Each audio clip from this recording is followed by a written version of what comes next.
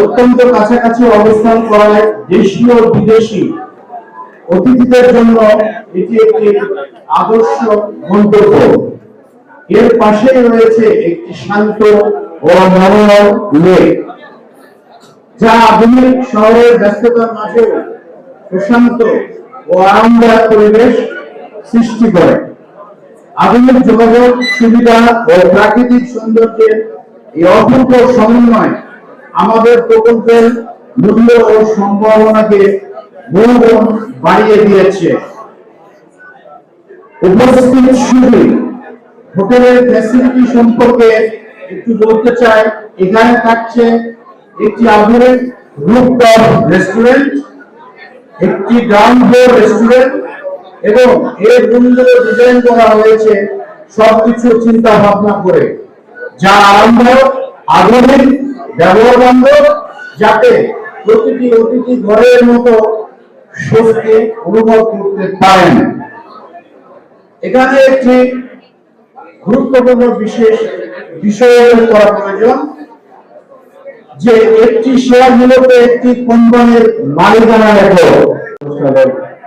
প্রধান অতিথি এবং সম্মানিত অতিথিবৃন্দ, সালাম আলাইকুম। আমি শুধু আনন্দের সাথে এটাই জানাচ্ছি যে আমরা একটা 4 স্টার হোটেল চালু করতে যাচ্ছি। এটার মেনলি সফটওয়্যার লঞ্চিং এর ব্যাপারটা একটু বলতে চাচ্ছি। এই ব্যাপারে অবশ্য ডিটেইল কথা বলা হবে যে এটার মাধ্যমে আপনারা এতটুকুই জানবেন যে আমাদের হোটেলের কার্যক্রমগুলি কত ক্রিস্টাল ক্লিয়ার।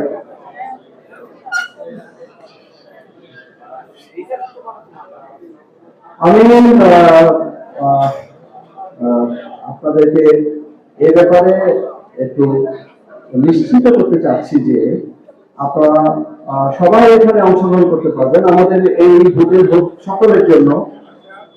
এবং আমি আশা করি যারা যারা এখানে আছেন আপনারা আমাদের এই সফটওয়্যার সম্পর্কে এবং এই হোটেল সম্পর্কে আপনারা জানবেন এবং আমাদের সাথে শরীক হবেন। আমি একটু আমার ব্যাকগ্রাউন্ডটা বলতে চাচ্ছি যে আমি একজন রিটায়ার্ড অবসরপ্রাপ্ত সেনা সদস্য। আমি বিডিআর কাজ করেছিলাম এবং বিশেষ করে সুন্দরবন এলাকা, শ্যামনগর, সাতক্ষীরা আমি কাজ করেছি। শ্যামনগর, কালীগঞ্জ, দেবহাটা, এই সমস্ত এলাকা এবং সুন্দরবন এরিয়া। সেখানে আমি জলদস্যু মুক্ত করেছি ওই এলাকাগুলি। আমার সাথে জলদস্যুদের সাথে বেশ কয়েকবার কনফ্রন্টেশন হয়েছে এবং বেশ কিছু জলদস্যু নিহত হয়েছে, প্রায় 10 জন। তো এরপরে আমি দরবার হলে এসেছিলাম পুরস্কারের জন্য এবং দরবার হল থেকে আমি বেঁচে যাই। ভাগ্যক্রমে বেঁচে গিয়েছি আর কি। দরবার হলে সবাই তো মারা গিয়েছে, আমরা 4-5 জন, আমরা 5 জনের মতো আমরা বেঁচে গিয়েছিলাম। এটা জাস্ট শুধুমাত্র আমার রহমত। এরপর আমি কর্পোরেট জব করি।